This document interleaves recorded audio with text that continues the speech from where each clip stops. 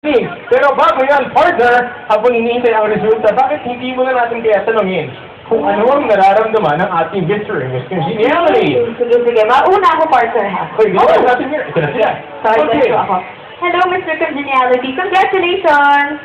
How do you feel naman na nanalo ka agad ng first award natin gabi? Siyempre, very honored, especially knowing na naging truth kami sa isa't isa dito. So, thankful talaga ako sa mga kasama ko sa Austin na pinito. Yes, and you should be proud, diba? Na talagang magtunay kang kaibigan, diba? Okay, now I have here with me, Miss Congeniality, si Jo Marlene. Hi, Jo Marlene. How do you feel right now? Happy po. Kasi wala dito sa lahat na hindi ko lang ako ginawa nilang Congeniality. Alright. So tingin mo anong... Okay, there... Parang what barangay ka? Barangay Muntinilao! Wow! Very proud. Little yellow. Okay, anyway,